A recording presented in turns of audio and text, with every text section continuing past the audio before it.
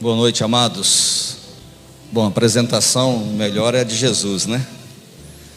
Mas eu sou pastor lá da Shalom Sul e tenho o privilégio de estar aqui hoje e também a responsabilidade de trazer uma palavra para edificação de todo o corpo do Senhor.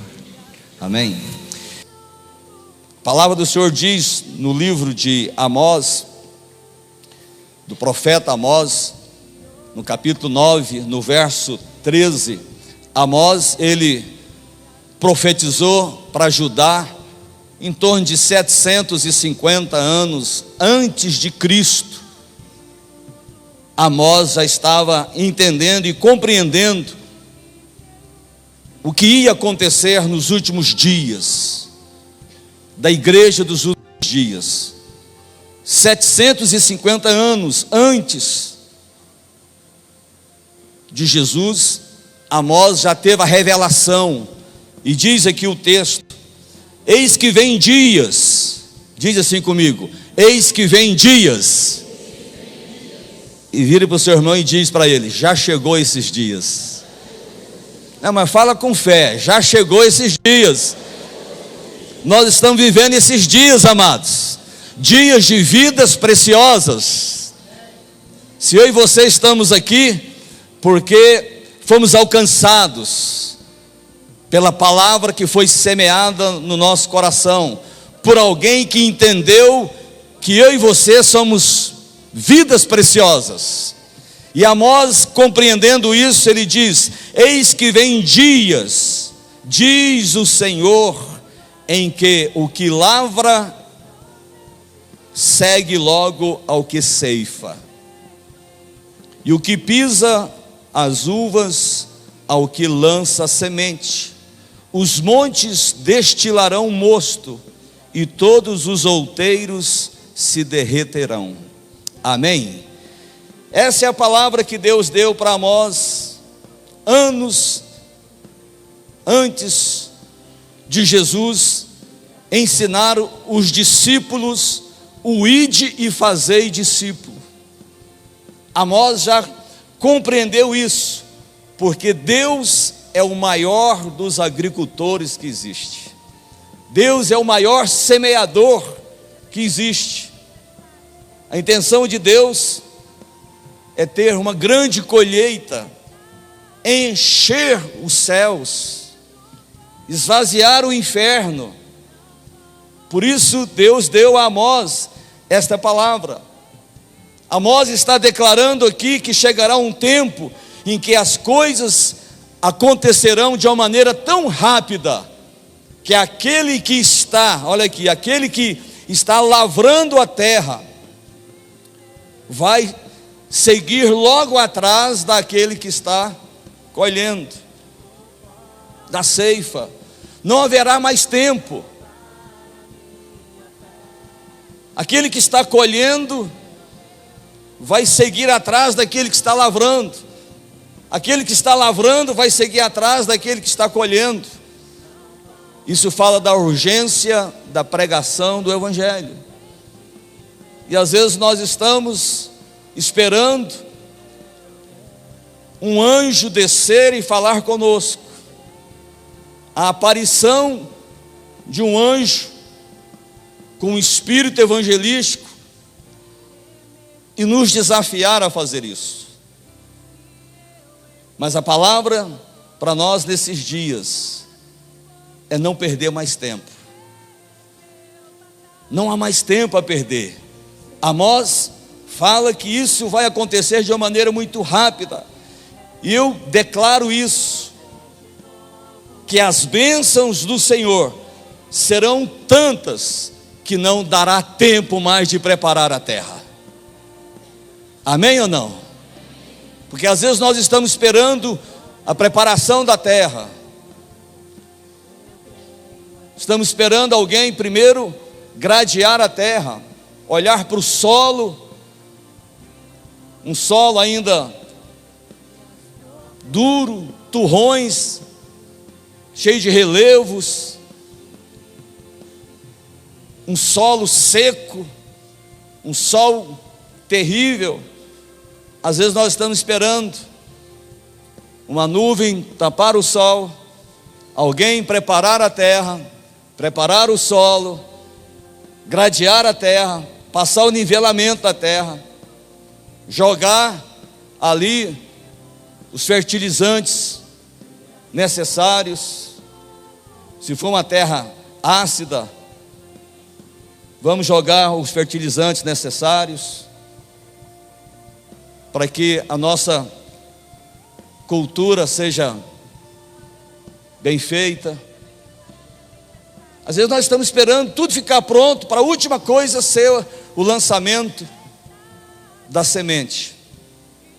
E eu estava conversando com Rosenberg sobre isso. Eu não entendo nada de terra, mas ele estava me falando que um solo, uma terra árida, uma terra ácida, ela precisa fazer uma análise para ver que tipo de fertilizante vai ser jogado nela, que tipo de adubo, que tipo de calcário, fosfato que vai ser jogado ali. Mas antes de fazer isso, precisa saber o que é que eu vou plantar. Se eu for plantar capim, é um tipo de trabalho. Se eu for plantar milho, é um outro tipo de trabalho na terra. Se eu for plantar soja, é um outro tipo de trabalho. E eu disse para ele: mas e se nós formos colher vidas, o que é que temos que fazer? Será que temos que esperar a terra ficar nivelada? Será que temos que esperar passar a grade, alguém ir na frente, fazendo um trabalho inicial, e depois eu vou só lançando a semente? A Bíblia diz que não, que há uma urgência aqui, que nós temos que pregar a palavra insta, a tempo e fora de tempo. E se eu quero colher vidas, o que eu preciso plantar é a semente do amor. Não adianta eu querer fazer outra coisa. Para colher vidas, encher os céus de pessoas, nós temos que ter um coração que ama. Não podemos ficar esperando as facilidades, a terra ser preparada. E eu vou te dizer algo aqui, que vai abrir os seus olhos, e como abriu os meus olhos. Mas alguns aqui eu tenho certeza que os olhos já estão abertos. O que Jesus fala para os seus discípulos. No livro de Provérbios, no capítulo 11, Deus classifica aquele que ganha almas como sábio. Quantos querem ser reconhecidos por Deus aqui como sábios? Oh, meu irmão, Deus está ansioso para liberar essa palavra para a igreja, para você individualmente. Deus dizia: olha, essa pessoa é sábia. Por que ela é sábia? Porque ela estudou, porque ela adquiriu experiência, porque ela tem um temperamento que transmite segurança, transmite paz, transmite proteção. Para Deus não, para Deus o que é sábio é aquele que ganha almas, porque Ele sabe que uma das únicas maneiras de ter galardão diante de Deus, irmão, não é ter a carteirinha de membro, não é ter um diploma acadêmico. Tudo isso é importante. Nós temos a carteirinha de capelão, visitamos hospitais, né? Mas isso não nos dá garantia de um galardão. O galardão não vem por ser rico, por ser pobre, por ser bonito, por não ser tão bonito, por ter uma casa grande. O galardão vem por ganhar almas. Vai ser tão bom você chegar no céu e Jesus apresentar para você: olha aqui, ó, o rebanho que você ganhou. Mas Senhor, esse aqui eu nem conheço. Não, mas você ganhou esse, e esse ganhou esse que está aqui, ó. Às vezes é seu bisneto na fé e você não sabe. Para receber esse elogio de Deus, nós temos que ser ganhadores de almas. Amém? Porque o tempo é urgente. Amós, ele declara: olha, há uma urgência. Nós não podemos mais esperar a terra estar pronta. Nós não podemos esperar as pessoas vindo, preparando tudo, e eu de ir lá só lançar a semente, fazer a última parte. Ainda que tem muita gente que é bom para fazer isso. Você vai na frente, você prepara o terreno e deixa só a última parte comigo. Eu vou lá fazer, eu vou arrematar. Não tem problema, pode ser, mas nós não podemos ficar esperando esse momento. É tão bom a gente poder preparar a terra, conhecer da terra, investir na terra, plantar a semente e ainda colher aquela semente e comer daquela semente. É um serviço completo. E eu entendo que Deus está nos chamando nesses dias para fazer o serviço completo. Deus está nos levando a ganhar almas, olhar para essas vidas e as ver como preciosas. Em Salmo 126, um salmo muito conhecido, quando Israel voltou do cativeiro da Babilônia, diz o texto aqui, Salmo 126, verso 1 diz: quando o Senhor restaurou a sorte de Sião, ficamos como quem sonha. Então a nossa boca se encheu de riso, e a nossa língua de júbilo. Então entre as nações se dizia: grandes coisas o Senhor tem feito por eles. Com efeito, grandes coisas fez o Senhor por nós, por isso estamos alegres. Restaura, Senhor, a nossa sorte, como as torrentes do Neguebe.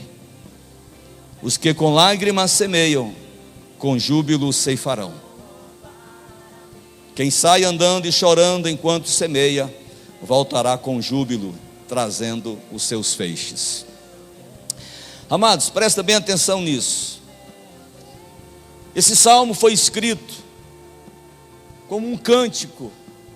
Foi escrito em um momento em que os exilados voltaram. E ele começa dizendo: o Senhor restaurou. Quando o Senhor restaurou, só se restaura aquilo que está estragado, está já perdendo o valor.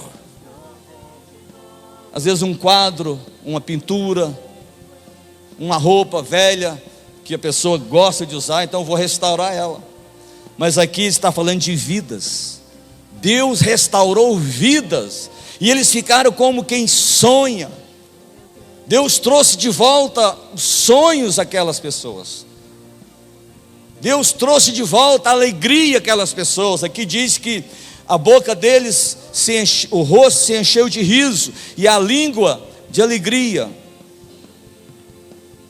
Mas quando esse povo voltou para Israel, eles ficaram alguns anos, pelo menos 70 anos na Babilônia. E quando eles voltaram, a terra estava dura. As plantações tinham secado, tinham acabado, porque os donos da terra tinham sido exilados. E normalmente é o olho do dono que engorda o porco. É assim ou não é? É o dono que faz as avaliações.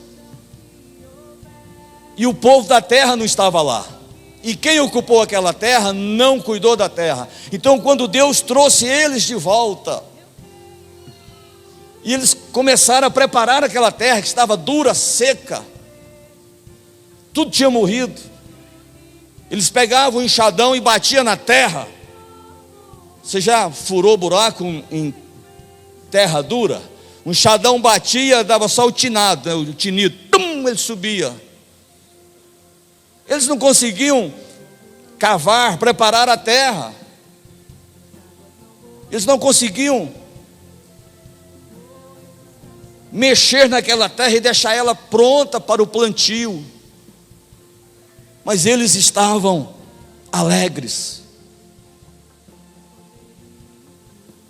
A boca deles se encheram de riso,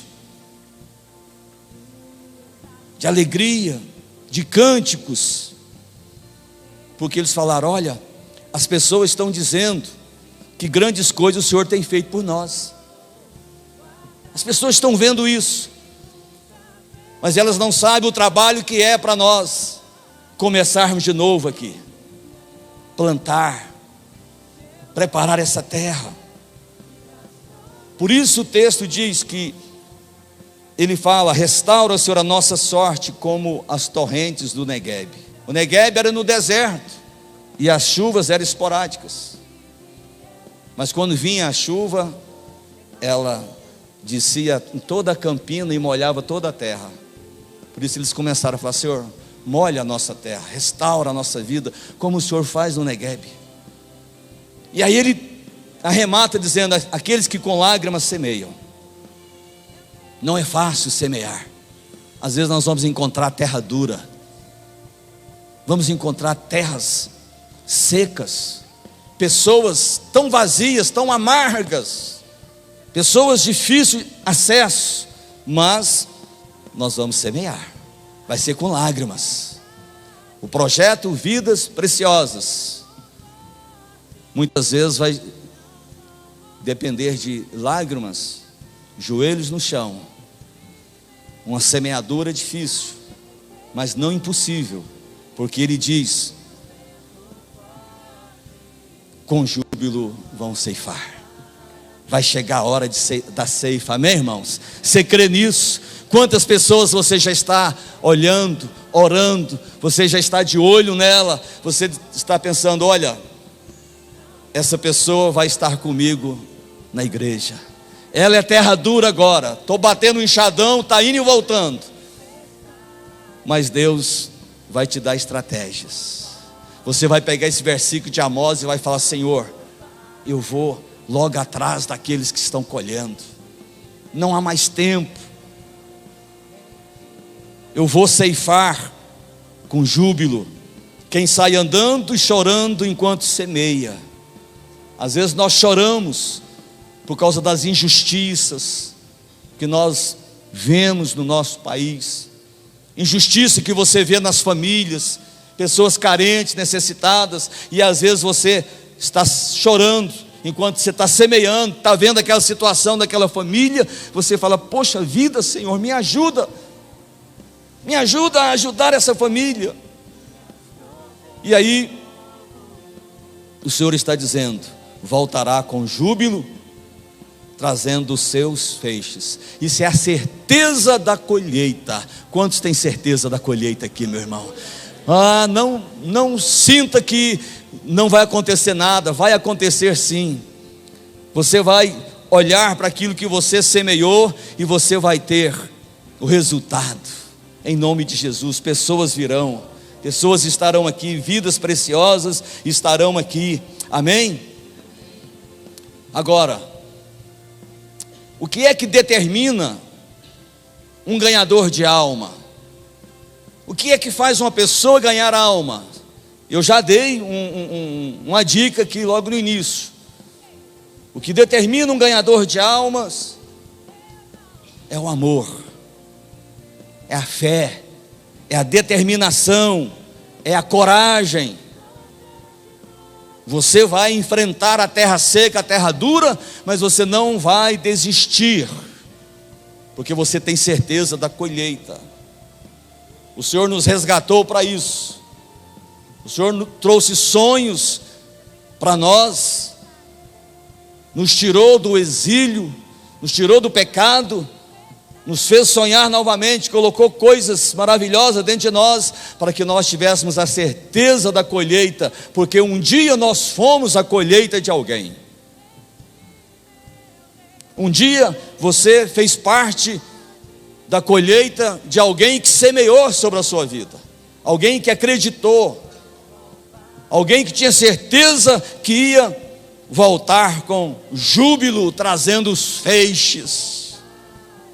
Olha o que diz a palavra de Deus no livro de João. O que determina um ganhador de vidas preciosas, uma das coisas está aqui em João capítulo 4, verso 35.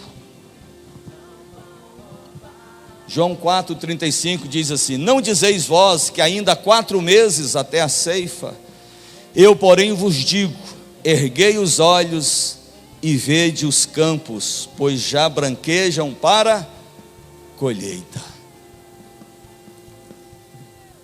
Jesus está falando esse verso dentro de um contexto, claro, dos samaritanos que vinham até ele através do testemunho da mulher samaritana que ele encontrou no poço.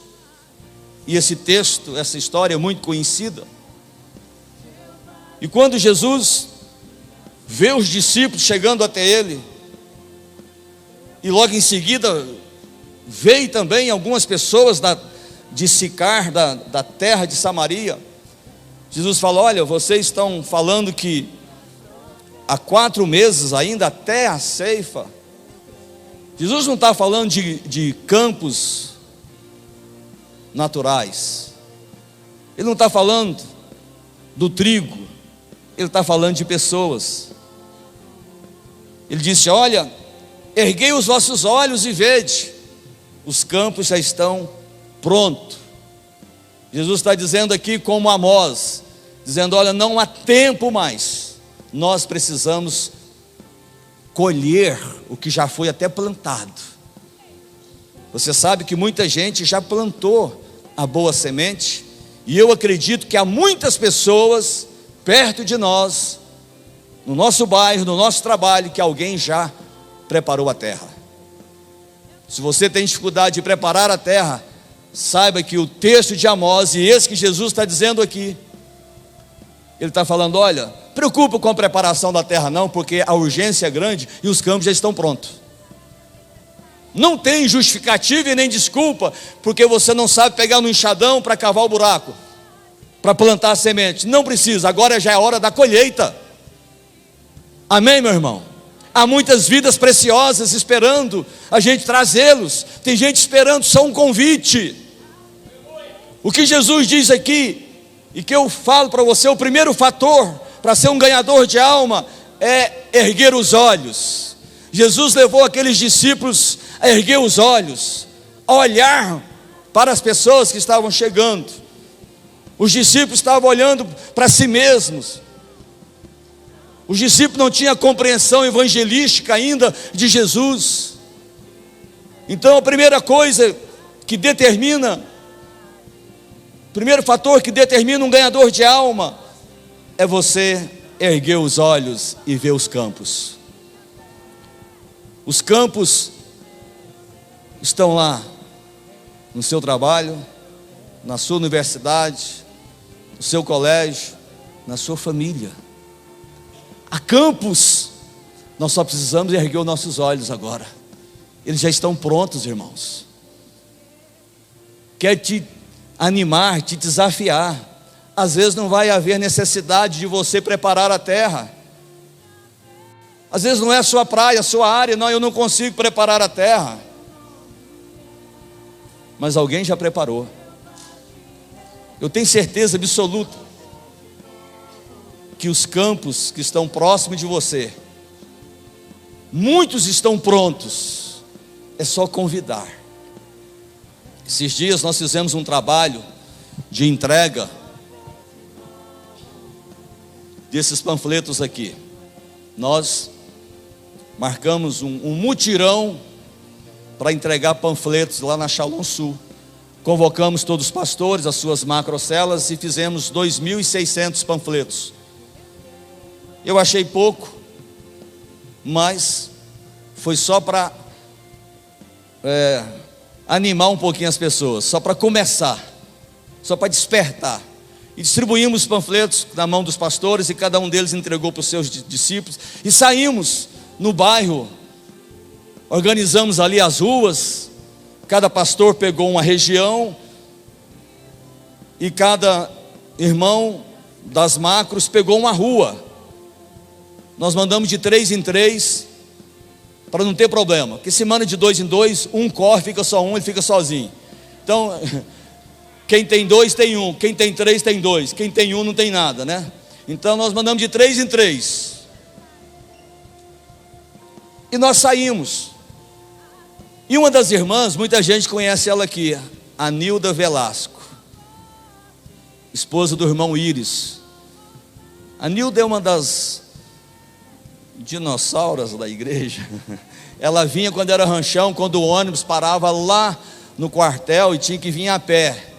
Me parece que eles tinham uma perua Kombi. A perua cabia aí umas 15 pessoas, eles traziam 30. E ela não perdeu esse espírito evangelístico. E ela saiu com mais 2 pessoas entregando os panfletos, como muitos estavam entregando. Ela saindo entregando, nós íamos de casa em casa entregando. Isso foi à noite, batia na porta, né? E passava nos bares. E ela passou em frente a um bar e ficou receosa de entrar no bar, cheio de pessoas bebendo. Aí alguém de lá dentro do bar falou: tia Nilda. Ela falou: tia? Se me chamou de tia porque me conhece, né? Ela é conhecida como tia Nilda. Quantos conhecem ela aqui? Então, ela falou: me chamaram. Aí foi lá no bar, era alguém que era desviado, conhecia ela da época, né, outrora. E ela então pregou para aquela pessoa, abraçou, chorou. O cara estava bêbado, né? Então ela chorou junto ali. E sabe quantas pessoas ela, através desse homem do bar, 15 pessoas estão na igreja. Veio 15 pessoas através desse bêbado. Eles estavam hoje lá no Shalom Total e já estão frequentando conosco. Então nessa semeadura você vai encontrar pessoas difíceis. Você vai abraçar bêbado. Eu saí com um irmão para entregar os panfletos, e tinha uma casa que no fundo, uma casa número 2, lá no fundo, eles gritaram de lá: é de Deus? Quem estava com o panfleto, eles gritaram: é de Deus? Eu falei: é de Deus. Aí ele veio. Eu acho que todo tipo de droga ele já tinha ingerido naquela noite, cocaína, crack, e ele me falou que tinha ingerido até o K9, que deixa a pessoa. E estava eu mais um irmão, e ele abraçou o irmão. Eu pensei comigo: ainda bem que ela abraçou o irmão. Eu fiquei na intercessão mais atrás, e ele abraçou o irmão, e chorando ali no irmão, no ombro do irmão, chorando e falando que queria Deus. Aí ele chamou um outro que estava lá dentro. Esse veio, irmãos, desculpa a palavra, veio vomitado, todo bêbado, todo sujo, e só estava eu lá. Agora imagina você, ele me abraçou, minha camisa ficou manchada, me abraçou com os dedos tudo sujos aqui, ficou o sinal dos dedos da minha camisa atrás assim. E pior, ele falou: quero dançar uma música com você. Estou te falando sério, irmão. Isso acontece nos evangelismos. Às vezes o enxadão bate e sobe, você fala: misericórdia. Irmão, e estava tocando uma música caipira, né, sertaneja, lá no fundo, na casa deles do fundo. Pensa numa situação para ganhar uma alma. E ele dançando comigo, e eu tentando sair dele, mas não tinha jeito. Amados, é vida preciosa, você vai encontrar isso. Quando você estiver lá, entregando o seu panfleto e achar que está difícil, lembra dessa situação. Isso vai te ajudar. Eu lembro que Jesus nos fez erguer os olhos há muitos anos atrás. Eu lembro que quando eu morava na minha cidade natal, São Miguel do Araguaia, em 1984, Humberto mudou para lá. E Humberto nos ensinou a ser evangelistas, porque ele tem um espírito evangelístico. Ele é pastor, ele é apacentador, é um mestre, tem doutorado na palavra. Mas uma raiz que Humberto tem é ser evangelista. E quantas vezes, Talvez ele não lembra muito disso. Por causa da idade, eu ainda vou chegar lá, tenho até medo de chegar nessa idade. Mas, quantas vezes eu e Humberto pegávamos as bicicletas e ia fazer evangelismo nos bairros. E lá não tem asfalto, os bairros era tudo terrão. Quantas vezes nós respiramos poeira, cabelo chegava lá no grupo familiar, na época era grupo familiar, não era célula, tudo espetado, duro, e a gente evangelizando, pregando a palavra, e eu pensando nisso esses dias, sobre essa expedição que eles vão fazer na África. Humberto estava falando sobre isso. Eles não vão para a África passear, eles vão levar na bagagem, deles muito amor, muito evangelismo, vão levar na bagagem muita ajuda humanitária também. Eles vão levar na sua bagagem conforto e fé para aquelas pessoas. É um trabalho evangelístico. Se você ver as fotos, o irmão pode colocar para nós aqui algumas fotos. Humberto falou das mulheres dos pescoços grandes, né? Mas lá tem muito mais do que isso. Lá tem guerras civil. Eles vão enfrentar quantas horas de voo, de estrada depois. Mas isso é o espírito evangelístico nosso. É atrás de vidas preciosas, vidas que estão precisando do amor da igreja, do amor de Jesus. O que Jesus ensinou para os discípulos foram: ergam os olhos e vejam. Aqueles que semeiam com lágrimas voltarão com seus feixes. Amém, amados? Mas é com lágrimas, é com suor, é com determinação, é com coragem. E este desafio está posto para a igreja. Nós estamos convocados para ganhar vidas preciosas. Há muitas pessoas preciosas lá fora, há muitas pessoas na boca de fumo, há muitas pessoas nos prostíbulos. Eu lembro que uma das vezes lá em nossa cidade, nós abrimos uma reunião na porta de entrada do prostíbulo.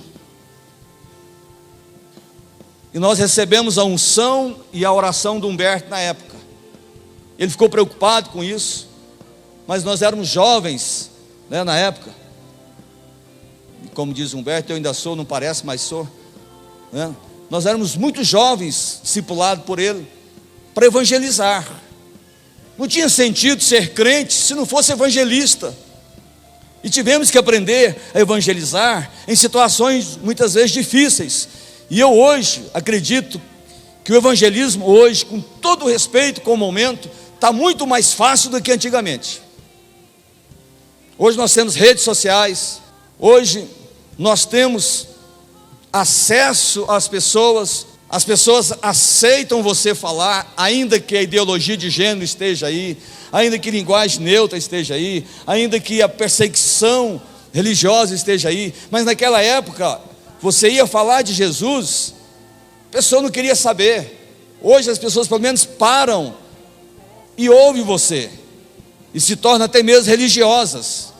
Mas naquela época não, a pessoa era determinada numa religião, ela não saía daquela religião. E nós tivemos que pôr o enxadão na terra seca, porque Deus nos restaurou.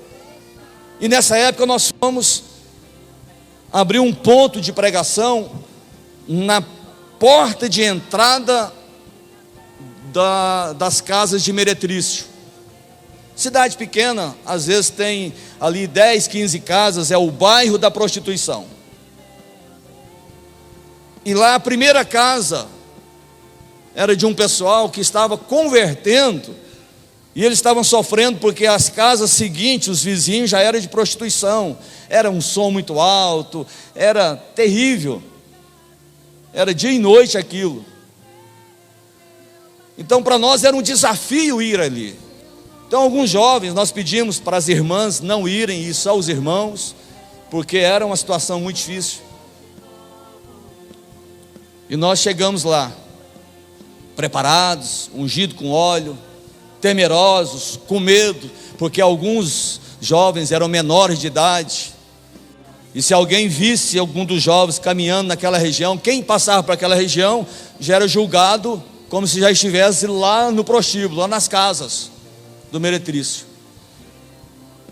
Mas nós fomos, fizemos a primeira reunião com muita dificuldade, e depois nós voltávamos para a casa do Humberto e era a resenha.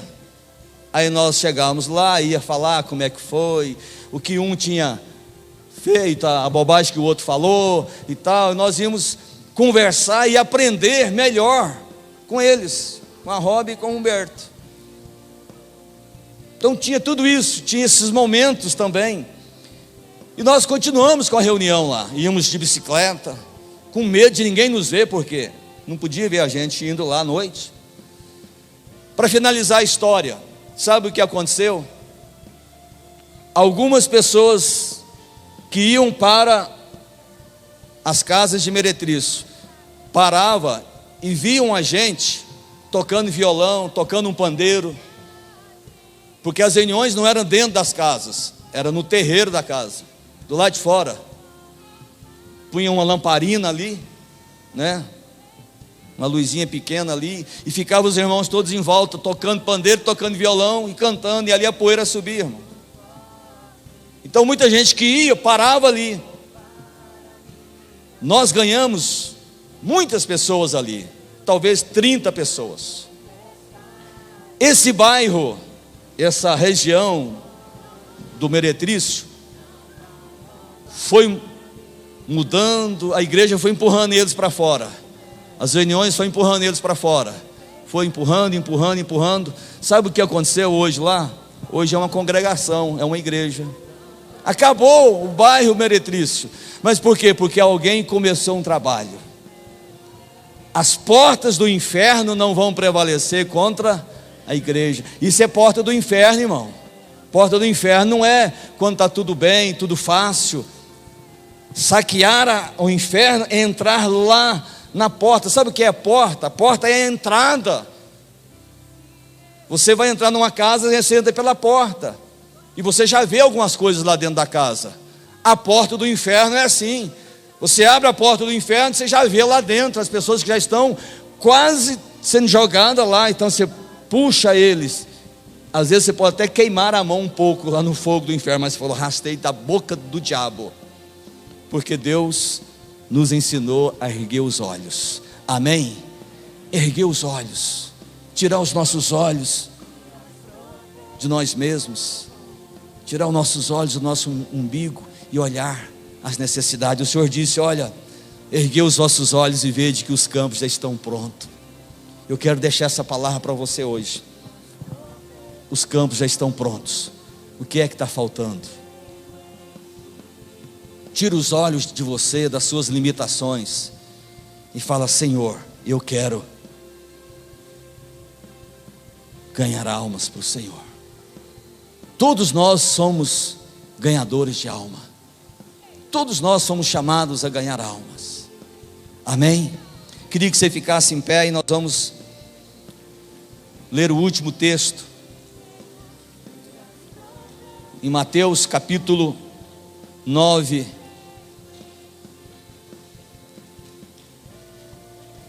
No verso 35.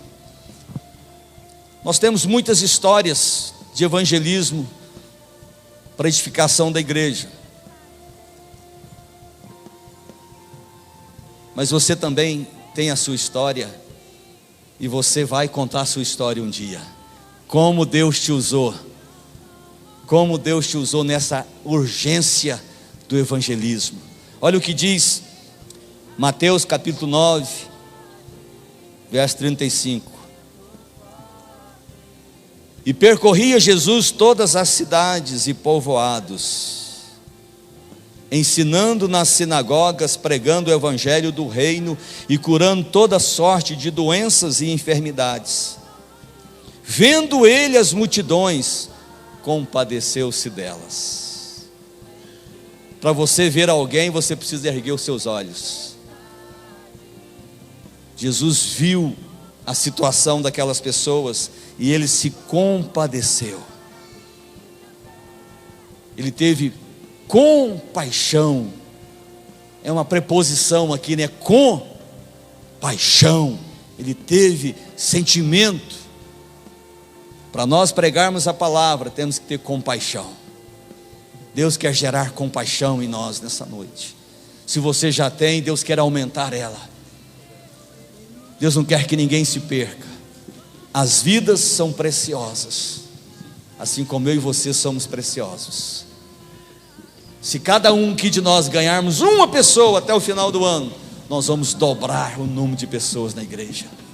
E por uma pessoa, Deus vai fazer festa nos céus com seus anjos, e você e eu seremos responsáveis por essa festa, e Deus vai nos olhar para nós e vai dizer: você é sábio. Mas sabe por quê, Senhor? Porque você ganhou uma alma, e através dessa alma outras vieram, e outras vieram, e outras vieram. Eu tenho certeza que a nossa irmã Dora chegou diante de Deus, e Deus já apresentou para ela o galardão. Falou: olha aqui, seu trabalho não foi em vão. Jesus continua dizendo: olha, porque as vidas estavam aflitas e exaustas como ovelhas que não têm pastor. Então se dirigiu aos seus discípulos e disse: a seara na verdade é grande, mas os trabalhadores são poucos. Rogai pois ao Senhor da seara para que mande trabalhadores para a sua seara. Amém, irmãos? É Jesus que está dizendo aqui que os trabalhadores são poucos, mas ele diz: não é impossível.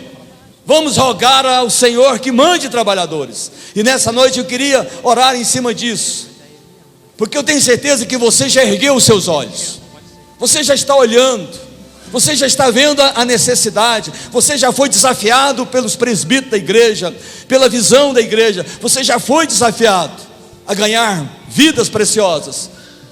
Mas a nossa oração nessa noite é que o Senhor desperte mais pessoas, que Ele mande mais trabalhadores para a nossa seara, para esta seara. Se Ele está dizendo mande trabalhadores, é porque Ele está tendo a certeza que não é impossível vir mais. A seara é muito grande, muito grande. Às vezes você e eu sentimos isso, mas vamos pedir ao Senhor que mande mais. E tem certeza, irmão, que muitos das vidas preciosas que virão vão fazer parte dos trabalhadores dos últimos dias. Amém? Então vamos orar. Feche seus olhos, pegue na mão de 2 ou 3 irmãos aí, vamos orar juntos, vamos falar: Senhor, envia trabalhadores para a seara, envia trabalhadores para a tua seara, Senhor. Você e eu somos a resposta de Deus para esse mundo perdido. Então clame: Senhor, mande trabalhadores para a tua seara, Pai. Mande trabalhadores para a tua seara, Senhor. Mande trabalhadores, Senhor. Nós queremos trabalhadores na tua seara para se unir a nós. O desafio tem sido grande, Senhor, mas é tempo de ceifarmos, é tempo de colher, é tempo de levar a tua palavra, é tempo de trazer pessoas que estão famintas e desejosas para vir entregar a vida ao Senhor. Há pessoas necessitadas, Senhor. Os campos já estão prontos, nós queremos apenas colher agora aquilo que foi semeado no passado. Nossos pais semearam no passado tantas coisas, e nós estamos chegando o tempo de colher. O tempo da colheita é chegada, o tempo de colher vidas está chegando. Que o Senhor possa nos desafiar a isso, Pai, em nome de Jesus, em nome de Jesus, meu Deus, faça isso. Oh Pai, que nós sejamos as boas novas do Evangelho para pregar a tua palavra em nome de Jesus. Amém, igreja? Diga assim comigo: Senhor Jesus, nesta noite eu me disponho a fazer parte da equipe que vai colher as vidas que estão no campo. Senhor Jesus, me dê disposição, me dê ânimo, me dê coragem, me dê amor para colher na lavoura que o Senhor me enviar. Amém? Glória a Deus. Quero fazer mais uma oração para você que está aqui pela primeira vez, segunda vez, terceira vez. Quem está aqui pela primeira vez ou segunda vez, levanta sua mão. Quero orar por vocês. Amém? Seria possível você vir aqui, por gentileza? Vamos liberar uma bênção de Jesus sobre as suas vidas. Vocês são preciosos. Você que está aqui pela primeira vez, por favor, sobe aqui. Nós queremos liberar uma bênção. Essa é a oportunidade que Deus nos dá para orar e abençoar pessoas. Amém? Glória a Deus. Fica de frente para mim, por favor. Glória a Jesus. Amém? Há mais pessoas que estão aqui pela primeira vez, segunda vez. Pode vir aqui à frente. Nós vamos orar, liberar uma bênção sobre vocês. Amém? Sejam bem-vindos. Amém. Pode contar com esta igreja. Amém? Pode contar com esta igreja. A igreja é como uma grande lavoura. Grande lavoura. E aqui o Senhor coloca os fertilizantes certos. Às vezes você está precisando de um fertilizante chamado alegria, chamado paz, chamado harmonia, prosperidade. E aqui tem os fertilizantes. Talvez coisas que você não encontra lá no mundo, mas encontra aqui na igreja. Por isso nós vamos liberar essa bênção agora sobre você. Amém? Põe a mão no seu coração. Senhor, nós abençoamos essas vidas que estão aqui nessa noite. Eles vieram aqui para ouvir uma palavra, receber uma oração, receber do Senhor as boas novas. Eles vieram aqui para serem fortalecidos. Eles vieram aqui porque o Senhor os trouxe. O Senhor tem um propósito, um plano, um projeto na vida deles. Então nós como igreja os abençoamos agora, para que a vida delas, a vida deles, sejam transformadas pelo poder do Evangelho. É o que nós te pedimos, em nome do Pai, do Filho e do Espírito Santo. Amém? Glória a Deus. Se você já se sentiu sozinho na sua vida alguma vez, você não vai se sentir mais. Tem uma igreja que ama vocês e que quer dar boas-vindas. Pode virar para a igreja e receber. Ele te ama. Aleluia! Glória a Deus! Aleluia! Te ama. Aleluia! Tanto te ama. Tanto Ele ama. Ele te ama. Tanto te ama. Tanto te ama. Tanto Ele ama. Sim, Ele ama. Ele te ama. Ele te ama.